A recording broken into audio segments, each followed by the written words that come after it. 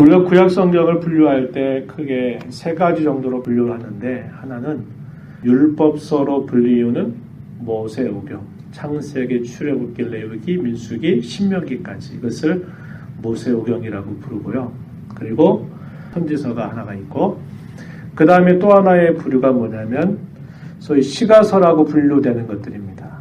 구약 성경의 39권을 이렇게 크게 세 개의 내용들로 분류할 때, 율법서라고 불리우는 내용은 가장 기본적인 그 근간이 된다 이렇게 보면 되고, 선지서들이 갖고 있는 건 뭐냐면 근간이 되고 있는 그 율법서를 자신이 살고 있는 그 시대 속에서 그 율법서를 해석하는 그런 역할을 해주는 것이 선지서들의 특징입니다.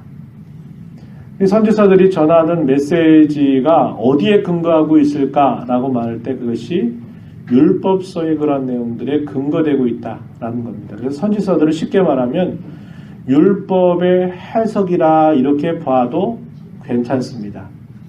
신약 성경도 분류할 때 복음서가 있죠. 복음서가 있고 또 역사서가 있고 서신서들이 있습니다.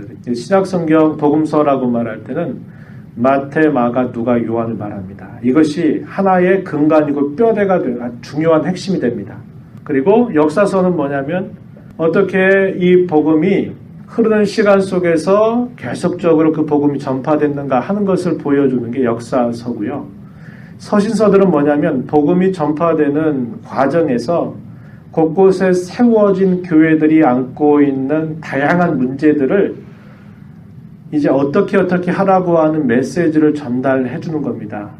그럴 때 무엇을 그곳에 전달해 주냐면 복음의 메시지를 그 교회의 특별한 상황 속에 적용을 시키면서 그 교회의 문제들에 대한 하나님의 뜻이 무엇인가를 알려주는 겁니다. 그래서 서신서들을 다르게 말하면 복음서의 해석이다 이렇게 보면 돼요.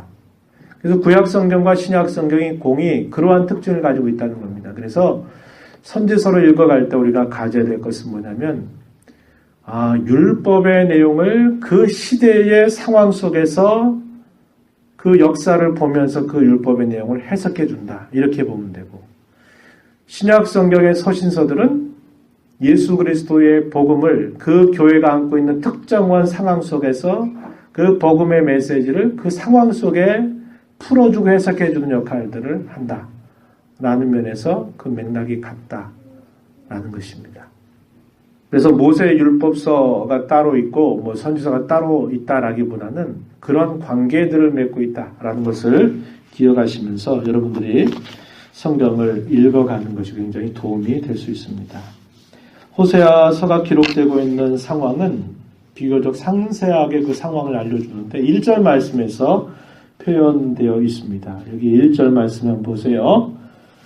유다 나라와 그 다음에 이스라엘 나라가 남조와 북조로 이렇게 갈라져 있는 분열왕국 시대라는 것을 알려줍니다. 우리가 전에 열왕기 상, 열왕기 하의 말씀을 읽으면서 북조 이스라엘의 왕조는 누구였고 그때 남조 이스라엘의 왕조는 누구였고 어떤 관계를 맺고 있는가를 계속적으로 이렇게 살펴왔었어요.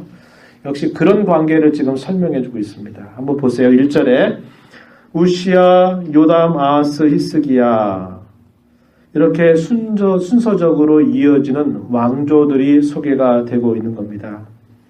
호세아 선지자가 부름받아서 활동했던 시대에 왕조가 어떻게 변모되고 있는가.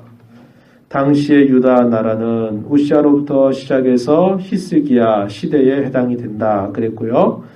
반면에 북이스라엘에는 어떻게 왕조가 있었느냐. 요아스의 아들 여로보암으로부터 이스라엘이 왕이 된 시대라. 그래서 이 여로보암으로부터 계속적으로 진행이 돼서 마침내 이스라엘의 마지막 그 패망할 때까지 호세아 선지자가 활동을 하게 됩니다. 그래서 이 여로보암이 소개가 되고 있는데 이때의 여로보암은 2세입니다. 여로보암 2세예요. 여러분 기억나시는지 모르겠어요.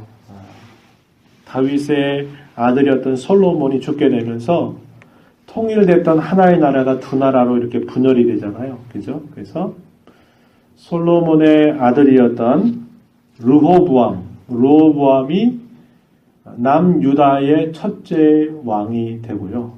그때에 이스라엘 나라의 초대 왕, 첫 왕이 누가 되냐면 여로보암이 왕이 됩니다. 그래서 초대 왕이었던 여로보암의 시대가 시작이 돼서 한참 진행이 되다가 또다시 여로보암이 등장해요. 그래서 우리가 있는 성경에서는 여로보암 1세, 2세 이렇게 분류하지 않고 똑같이 여로보암으로 표기하고 있지만 그러나 시대가 다르다는 겁니다. 초대 왕이었던 여로보암하고 호세아 선지자가 부름을 받아서 활동했던 이 시대의 여로보암은 똑같은 인물이 아니라 여로보암 2세에 해당된다. 이렇게 여러분들이 알고 읽으시면 되겠다 하는 겁니다. 호세아가 활동했던 이 시기는 아수르라고 하는 나라가 굉장히 세력을 키워가고 있는 그런 때였고 또 어느 순간에 또 세력을 키워가다가 또 쇠퇴의 길을 가고 있는 그런 아수르 나라의 어떤 성장과 또 쇠퇴라고 하는 것과 굉장히 밀접하게 연관이 되어 있고요. 호세아 선지자가 부름받았던 그때가 오늘 본문 1절에서 읽은 것처럼 여로보암 2세가 다스리기 시작하면서인데요. 그가 비교적 오랜 시간 동안을 이스라엘 나라를 다스리는데 여로보암 2세가 다스린 지 말기, 그러니까 통치 말기라고 보시면 됩니다. 그때가 약 언제쯤 되냐면 약 예수님 오시기 전 750년 정도. 여러분 이렇게 기억하시면 돼요. 그때가 여로보암 왕이 다스렸던 때 중에서 통치 말기에 해당이 된다. 이렇게 여러분이 기억하시면 됩니다. 여로보암 2세가 다스리던 시기에 이스라엘 나라는 굉장한 번영을 이루었던 때였고요. 그리고 영토를 넓게 차지할 수 있었던 그런 때였다라는 겁니다. 그래서 다른 이스라엘의 왕조에 비해서 굉장히 평안했던 때, 그리고 번영을 누렸던 때, 어떻게 보면 나라가 융성할 수 있었던 그런 시기에 해당됐다라는 겁니다. 그럴 때 호세아 선지자가 부름을 받아서 이 북이스라엘 나라를 향하여 하나님의 말씀을 전하게 되는 것입니다. 그러면서 이 북왕국이 아수르 나라에 의해서 멸망하기까지 이 사마리아에서 어떤 일들이 있었습니까? 길지 않은 시간 동안 당시에 이 북이스라엘 나라가 수도가 사마리아라고 하는 곳입니다. 여기에서는 길지 않은 그런 시간 동안에 무려 6번씩이나 왕조가 교체되는 그런 격변을 겪었던 시기라는 겁니다. 북이스라엘 나라가 멸망한 것이 722년 혹은 21년이고 아까 호세아 선지자가 부름받아 활동했던 시기가 대략 언제쯤 된다 그랬어요? 750년. 그러니까 750년에서 720년 보면 몇 년 차이 납니까? 한 30년 차이 나죠? 이 30년 사이에 왕조가 무려 6번이나 바뀐 겁니다. 어떤 왕조는 40년 넘게 이렇게 다스리고 있었던 때도 있었는데 그렇게 길지 않은 시간 동안에 왕조가 바뀌었다라는 것은 끊임없는 어떤 음모들이 있었다라는 것이고 반역이 있었다라는 것을 보여주는 겁니다. 자연스럽게 왕이 되고 나서 그 왕이 자기의 할 일을 다 하다가 그 다음에 다른 왕이 또 이어져서 이렇게 진행되는 것이 아니고 암살 시도가 있고 반역이 되면서 서로가 서로 믿지 않는 그런 가운데서 역사적인 혼란과 격변을 겪었다라는 것을 보여주고 있습니다. 호세아서 8장 4절 말씀에 보면 이런 말씀이 있어요. 참고적으로 보셔도 되겠어요. 호세아서 8장 4절. 그들이 왕들을 세웠으나 내게서 난 것이 아니며 그들이 지도자들을 세웠으나 내가 모르는 바이며 그들이 또 그 금으로 자기를 위하여 우상을 만들었나니 결국은 파괴되고 말리라.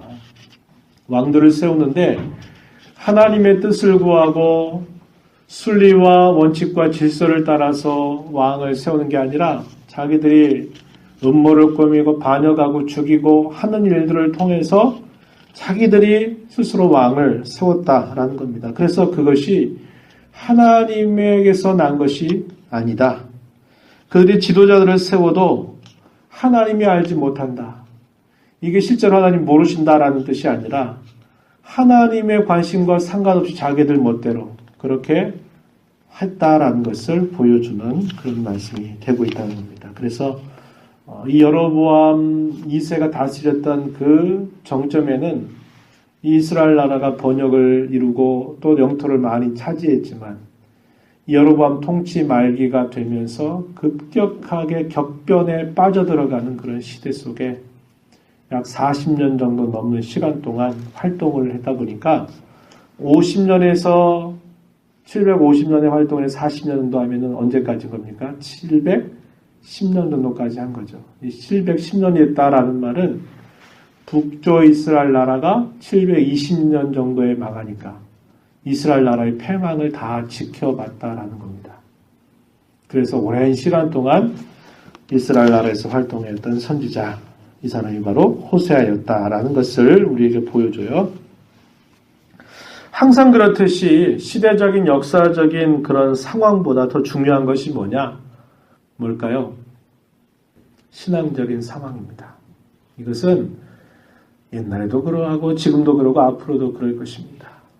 그 시대에 어떤 일이 일어나고 어떤 끔찍한 일들, 어떤 격변들, 어떤 어려움들이 있었는가 하는 것을 살펴보는 것보다 더 중요한 것은 신앙적인 상황이 어떠한가를 살피는 겁니다. 소위 영적인 분별력을 갖고 영적인 상태를 정확하게 진단할 수 있는 그런 안목을 갖는 것이 대단히 중요하고 훨씬 중요한 문제임을 우리는 알게 된 겁니다. 호세아가 활동했던 이 시기에 약 100년 전에 누가 활동했냐면 유명한 사람입니다. 엘리야가 활동을 했었죠. 당시에 이 이스라엘 나라가 어땠습니까? 이스라엘 나라는 바알과 아세라 신을 섬기는 일에 아주 열심을 냈던 그런 시기였고 하나님을 진실하게 찾는 사람이 눈을 뜨고 찾아봐도 찾지 못할 정도로 참 신자들이 없었던 그런 시대라고 여겨졌던 그런 시대입니다. 물론 하나님께서 바알에게 무릎 꿇지 않는 7,000명을 남겨두시긴 했어도 엘리야가 눈을 뜨고 아무리 찾아봐도 하나님을 자기처럼 찾는 사람이 없는 것을 보면서 바알과 더불어서 전투를 벌이는 그런 사건이 있었죠. 갈멜산에서 번제를 드리면서 누가 참신인가를 가려내자 하는 일을 통해서 바알을 줬던 이스라엘 백성들로 하여금 하나님이 살아계시다라는 사실을 분명하게 보여주었던 그런 사건이 있었습니다. 100여 년이 지나고 난 다음에 호세아가 이스라엘 나라를 보니까 이스라엘 나라가 또 그와 같은 상황에 빠져 있는 것을 본 겁니다. 바알 종교에 빠져 있고 바알 숭배에 빠져 있고 여호와 하나님을 섬기는 이 종교가 이것저것 이방 종교와 섞이고 혼합돼 가지고 하나님을 대하는 그 백성들의 모습을 그가 보게 된다라는 것입니다. 호세아서 2장 11절 말씀 보면은 이런 말씀을 볼 수 있어요. 한번 눈으로 보시죠. 내가 그의 모든 희락과 절기와 월삭과 안식일과 모든 명절을 폐하겠고 이런 말씀이 있어요. 13절 말씀 한 절 띄어놓은 13절 말씀 또 함께 보면 그가 귀고리와 폐물로 장식하고 그가 사랑하는 자를 따라가서 나를 잊어버리고 향을 살라 바알들을 섬긴 시일대로 내가 그에게 벌을 주리라. 여호와의 말씀이니라. 하나님을 섬기는 그런 모습은 있지만 그들이 관심을 갖고 있는 종교가 어디 있습니까? 바알에 그들이 깊은 관심을 가지고 있었기에 바알을 섬긴 시일대로, 날짜대로, 그 일수대로 내가 벌을 줄 것이다. 이런 말씀을 하나님 호세아를 통해서 들려주셨습니다. 당시에 하나님과 이스라엘 백성의 관계가 어땠을까요? 하나님과 맺은 그런 관계가 인격적인 관계가 아니었습니다. 그리고 반면에 오히려 형식적인 관계에 치중해 있었다라는 것을 우리가 보게 되고요. 하나님을 알지만 지식적으로 하나님을 아는 정도였고 그들의 가슴으로 하나님을 알지 못하기에 하나님과 그들의 삶은 아무런 관계가 없었습니다. 안식일이 되고 절기가 되면 하나님 앞에 나와서 제물 가지고 나와서 제사를 드리지만 그것 외에는 하나님과 아무런 상관이 없는 거예요. 왜 그래요? 하나님을 하나의 지식으로 알고 있는 것이고 인격적으로 하나님을 아는 게 아니라 그냥 형식의 하나에 치우쳐 있는 그런 모습이었기 때문에 하나님과 그들의 삶은 절대 무관 이런 시대였다라는 것입니다.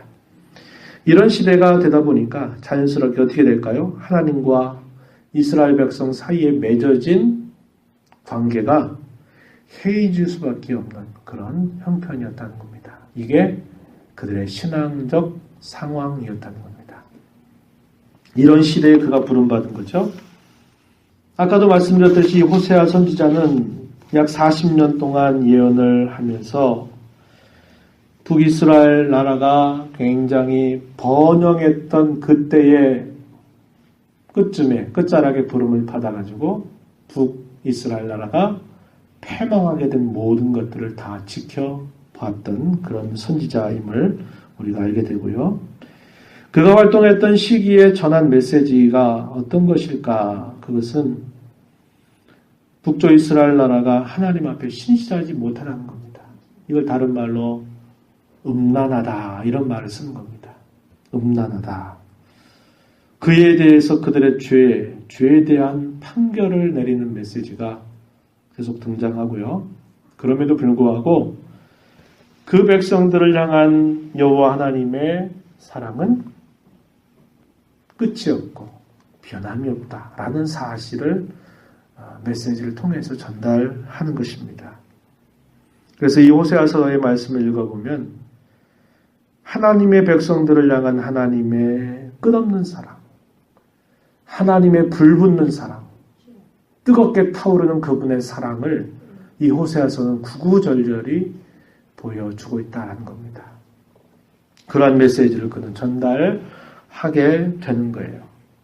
그러니까 앞에서 전하는 메시지, 그들이 하나님 앞에 신실하지 못하다, 음란하다, 하나님을 어떻게 대하고 있는가 하는 것들을 이야기하면 아무런 소망이 없는 겁니다. 그래서 결국 어디까지 갔습니까? 패망까지 간 거죠. 그런데 하나님이 그의 입에 주신 메시지는 그게 끝이 아니라 어떤 메시지가 또 있었다고요? 역사적인 패망이 끝이 아니라고 하는 것을 하나님이 말씀하시면서 그 백성들을 향한 하나님의 불붙는 사랑을 또한 그의 입에 두셔서 전달하게 하는 겁니다. 이게 뭘까요? 이게 소망의 메시지임을 우리는 보게 될 것입니다. 호세아에게 하나님께서 요구하세요. 무슨 말씀을 하시느냐? 2절 말씀에 가서 보면은 호세아에게 이렇게 하나님 말씀하십니다. 너는 가서 음란한 여자를 맞이하여 음란한 자식들을 낳으라. 이 나라가 여호와를 떠나 크게 음란함이니라. 어느 날 하나님께서 호세아를 불러서 이런 말씀을 그에게 말씀하심을 이렇게 표현해 주고 있다는 것입니다. 여호와의 명령이 참으로 가혹하게 들리는 말씀이죠. 음란한 여자를 맞이해서 음란한 자식을 낳아라. 이런 하나님의 명령이 주어졌다는 게 얼마나 그에게 가혹한 일이겠습니까? 근데 좀 이상하기도 한 겁니다. 왜? 선지자들이 해야 될 일이 뭐냐면 하나님 앞에 이렇게 살아야 바르게 사는 것이고 이렇게 살아야 이것이 하나님의 뜻이다라고 말해야 할 선지자가 하나님께로부터 음란한 아내를 맞이해라. 또 음란한 자식을 낳아라. 이렇게 얘기한다는 게 이게 참 어울리지 않는 그런 명령으로 들려진다는 겁니다. 그래서 이 성경을 보는 많은 학자들은 이 말씀을 문자 그대로 이해하는 건 어렵다. 아마 그런 것이라고 보기 힘들다. 이렇게 보고 어떻게 설명을 하냐면 결혼할 때는 음란한 여인은 아니었을 것이다 라고 보는 겁니다. 그런데 결혼하고 나서 그 여인이 계속 자기 남편 호세아에게 집중하는 게 아니라 외간 남자에 계속 마음을 주는 겁니다. 소위 외도를 하는 거죠. 바람을 피우는 거죠. 이 일들을 하게 되는 것을 내다보면서 이렇게 하신 말씀일 것이다. 이렇게 보고 있다라는 겁니다. 그러니까 이제 어떤 거냐면 그런 거죠. 기질적으로 그 사람이 갖고 있는 기질이나 그의 모습이 음란한 걸 가지고 있었지만 그러나 적어도 결혼할 때 이전부터 벌써 그런 음란한 게 드러난 게 아니라 결혼은 했지만 결혼하고 나서 그가 본래 가지고 있었던 그런 죄악된 기질이나 이런 것들이 유감없이 결혼 관계 속에서 발휘되었다라고 이렇게 본다 이 말입니다. 이것이 가장 적절하게 보는 내용일 것이다. 이렇게 말하는 겁니다. 우리도 그런 정도 선에서 생각하는 것이 좋을 것 같아요.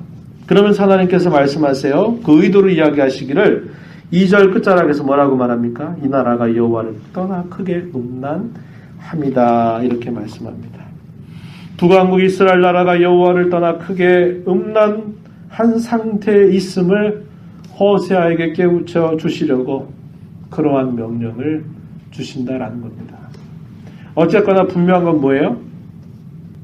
음란한 여인을 아내로 맞이하는 것이고 자식을 낳는 것도 결국 음란한 자식을 낳는 그러한 일을 하나님이 미리 말씀하시면서도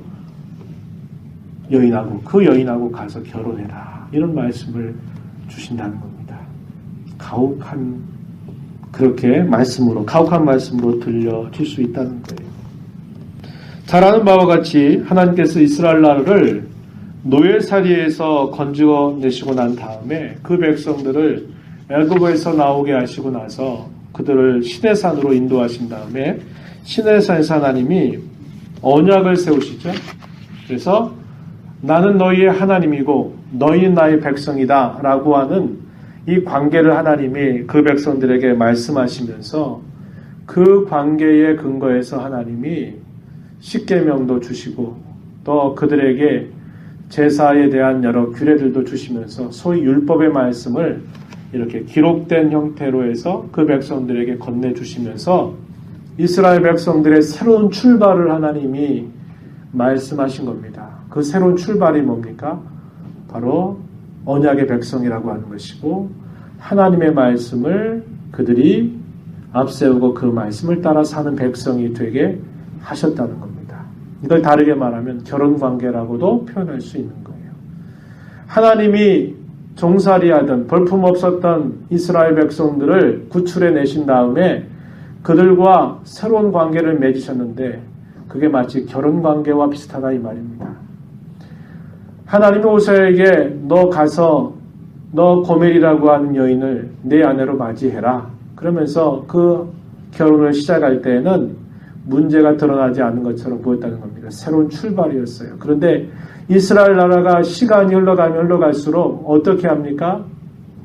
하나님과 새롭게 맺은 이 결혼관계를 소중하게 여겨서 하나님만 바라보고 하나님만 섬긴 게 아니라 계속 외간 남자, 이방의 우상들에 계속 눈독을 들이기 시작했다는 겁니다. 그러면서 하나님과의 관계를 아주 가볍게 여겨버렸어요. 근데 이것은 시간이 흘러갈수록 조금 고치는 듯 하다가 좋아지는 것 같지만 계속 시간이 흘러가니까 더 그 관계가 더 심각한 상태에 이르게 된 것이죠. 호세아가 부름받았던 시대가 그것을 향할 정점을 향해서 막 찍고 있는 그때에 된 겁니다. 이렇게 가면 여호와께서 심판하신다, 진노하신다, 벌하신다 계속 얘기해도 이들이 그 말을 듣지 않는 겁니다. 어떻게 됐습니까? 패망하게 됐다 이 말이죠. 하나님이 호세아에게 불러서 고멜이라고 하는 여인과 결혼을 하도록 명령하셔서 결혼을 했는데 새로운 출발로 부부관계를 맺고서 시작을 하는데 이 여인이 그때는 몰랐는데 시간이 흘러가면 갈수록 뭐 하는 겁니까? 호세아에게 만족하는 게 아니라 계속 외간 남자의 마음을 주는 겁니다. 소위 음란한 일들을 계속적으로 추구하는 거예요. 뭘 보여줍니까?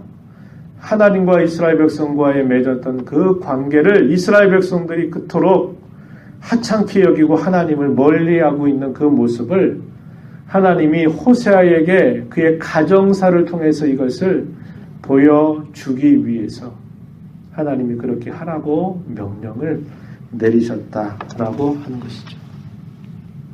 참으로 가혹한 명령이 아닐 수 없어요. 그러나 호세아는 그 말씀을 듣고 어떻게 합니까? 순종합니다. 하나님 그렇게 하라 하시니 제가 그렇게 하겠습니다. 이렇게 순종합니다. 3절에 보세요. 1장 3절 가서 보니까 뭐라고 말합니까? 이에 그가 가서 호세아가 가서 디블라임의 딸 고멜을 맞이하였더니 고멜이 임신하여 아들을 낳았다. 맞이했다 이 말은 결혼했다 이 말입니다. 하나님이 하시는 그 말씀이 참 이해가 안 되고 너무 가혹하게 그 말씀이 들리는 것 같지만 호세아는 그 말씀을 듣고 그 말씀에 따라서 하나님께 순종하였다라는 것을 말씀해 주고 있습니다. 우리가 오늘 이 말씀을 보면서 이런 생각을 해보는 겁니다.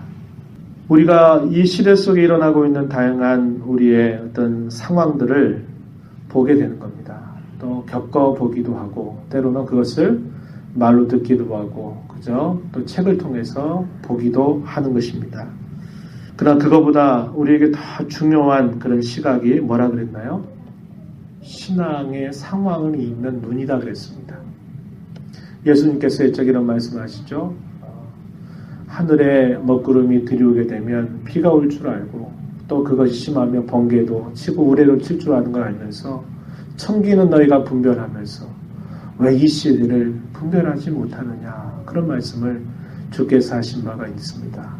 저와 여러분이 살아가는 우리의 삶 속에서 중요한 건 뭐냐? 하나님 앞에서 내 모습을 언제나 돌아보는 자세를 갖고 뭐가 잘못됐는지 그 근본으로 돌아가서 근본적으로 고칠 것을 고치고 회개할 것을 회개하면서 하나님 앞에 온전하게 돌아서는 일이 그 어떤 것보다 중요하다라는 것을 우리는 꼭 기억해야 한다고 하는 겁니다. 제가 해외 교회에 만 2년 있었어요. 말레이시아에 있는 교회에 2년 있었는데 교회가 원칙과 질서가 없습니다. 깨어져 버렸어요. 그리고 교회라고 하는 이름은 가지고 있지만 그 교회의 실제적인 힘을 행사하는 이들은 하나님의 말씀도 아니고 또 그리스도께서 머리라고 말은 하지만 실제적으로 모든 일들에 대한 결정을 자신들이 원하는 대로 다 하고자 하는 그런 움직임들이 많은 겁니다. 교회가 어떻게 될까요?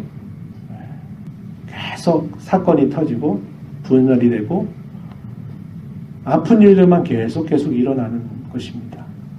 그리고 나서 이제 또 새롭게 목회자가 바뀌고 또 이렇게 상황들이 막 바뀌고 또 거기서 분립해가지고 또 나가서 곁에 어디다가 또 개척 한다고 또 하고 그야말로 근본적인 원칙과 질서들을 다 깨뜨리고 그렇게 하면서 그럼 어떤 변화의 시점이 돼서 뭔가 딱 그 변화가 어떤 그 일의 결과가 났을 때 그 결과에 대해서 뭔가 새롭게 출발을 하고 새롭게 하려고 하면 어떻게 해야 되느냐?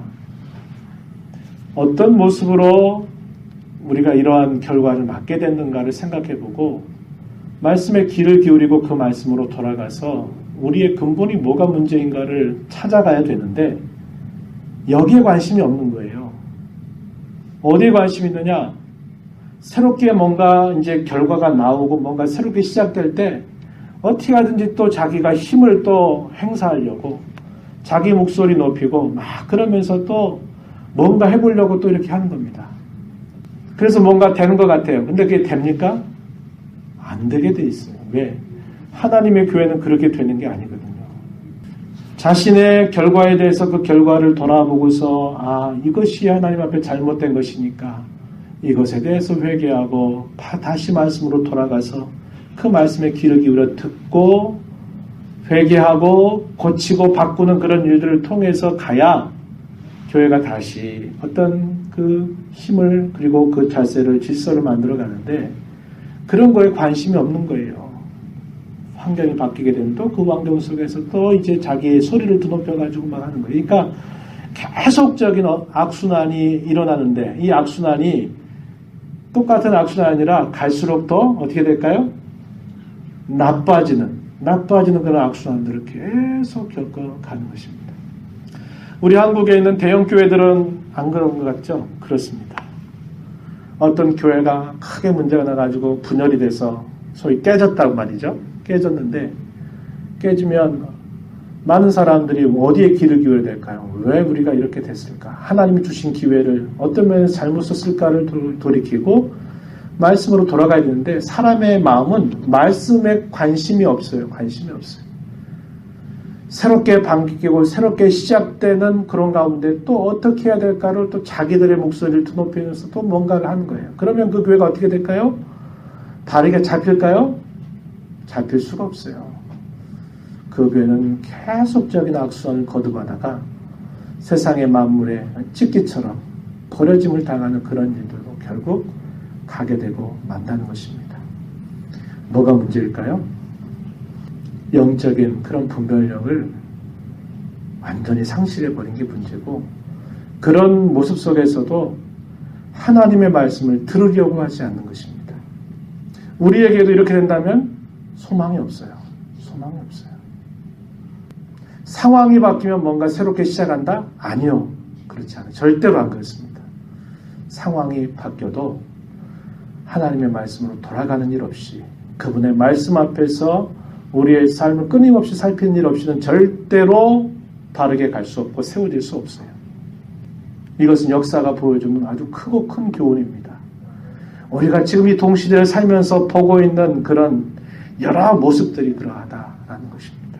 그래서 우리는 말씀에 귀를 기울여야 되고 그 말씀을 통해서 영적인 분별력을 가져야 돼요. 그 분별력은 뭐냐?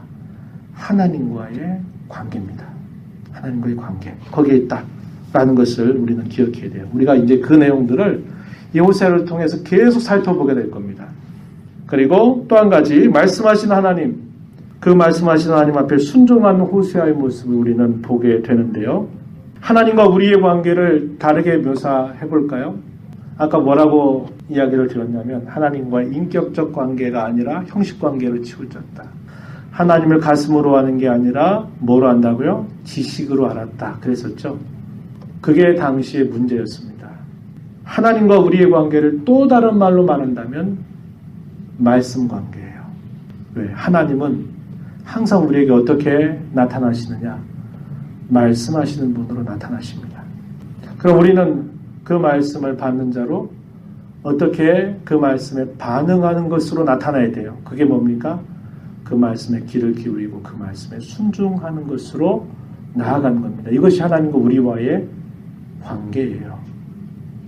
근데 하나님 말씀하시는데 우리가 그 말씀을 외면하고 듣지 않고 관심이 없고 하나님 말씀하시는데 우리가 그 말씀을 따라서 우리 자신을 돌이키지 않는다면 하나님과 우리의 관계는 무슨 관계? 형식 관계. 또 무슨 관계요? 하나의 머릿속의 지식 관계로 끝나버려요. 그럼 하나님을 우리의 삶과 관련 있게 할까요? 관련 없어요. 예배당에 나올 때는 하나님과 관련되는 것처럼 보이고 어려울 때는 하나님과 찾는 것처럼 보이지만 막상 우리의 삶으로 가면 하나님과 상관없어요. 내 하고 싶은 대로 다 살아가는 것입니다. 삶과 하나님은 아무런 관련이 없어지게 되고 만다는 거예요. 그것이 우리의 신앙에 있어서 대단히 조심해야 될 부분임을 우리는 깨닫게 되는 것입니다. 하나님은 말씀하시는 분이고 우리는 그 말씀을 듣는 자고 그 말씀에 순종으로 반응하는 자라는 것을 성경이 가르쳐줘요. 호세아와 하나님과의 관계가 그런 관계입니다. 가혹한 명령을 내려주신 듯 하지만 호세아는 그 말씀을 그대로 순종하는 것이죠. 단순한 순종이 아니에요. 어떠한 순종입니까? 정말 힘든 순종입니다. 호세아는 그것을 하나님 앞에 보이고 있다라는 것입니다. 하나님 우리에게 요구하시는 면에 있어서도 어떤 것들은 우리가 쉽게 할 수 있어요. 얘야, 너 주일날 딴 데 가지 말고 예배 시간 지켜라 하는 말씀은 비교적 지키기가 어렵지 않아요. 예, 알겠습니다. 그 정도 명령에는 순종할 수 있어요. 하나님이 또 뭐 하랴 또 뭐 하지 말라 하는 것도 어느 정도는 순종할 수 있어요. 그러나 하나님 요구하시는 순종의 정도가 우리의 본성을 완전히 역행하고 우리가 할 수 없는 가혹한 그런 것처럼 보이는 일들에 대한 명령들을 주실 때 우리의 순종의 여부가 결국 달라질 수 있는 것이죠. 저와 여러분은 어떠한 순종을 하나님 앞에 보이고 있는가를 돌아보아야 됩니다. 이것을 할 수 있으니까 할 만하니까 하고 이것은 난 못하겠다. 그래서 거절하고 이렇게 이러한 자세로 우리가 하나님을 섬겨가지 않도록 주의하고 그분이 우리를 위해서 생명을 내어주셨다면 우리도 우리의 생명을 바쳐서 그분의 말씀에 순종하는 것을 생명처럼 여기면서 살아가는 자세를 힘써가야 된다는 것입니다. 그동안 우리의 신앙의 걸음이 되기를 진심으로 축복합니다.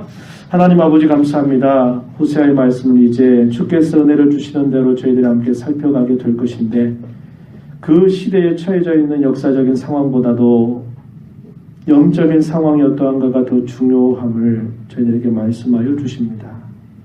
하나님과 저희의 관계는 언약 관계이고 말씀하시는 하나님과 그 말씀에 순종하는 그런 관계이어야 됨을 우리에게 알려주시고 인격적 관계이어야 되며 하나님을 진실하게 바르게 아는 그런 관계가 되어야 함을 저희들에게 말씀하신 것을 귀담아 듣게 하셔서 하나님이 우리의 삶과 아무런 관련이 없는 것처럼 하나님을 내쫓는 그런 삶이 아니라 하나님 우리의 삶의 중심에 언제나 모시고 살아가는 삶이 되게 하시고 말씀하시는 것이 어떠하든지 그것을 가리는 그런 순종의 모습이 아니라 하나님 말씀에 온전하게 순종하기를 언제나 힘써 가는 저희들이 되도록 도와주옵소서.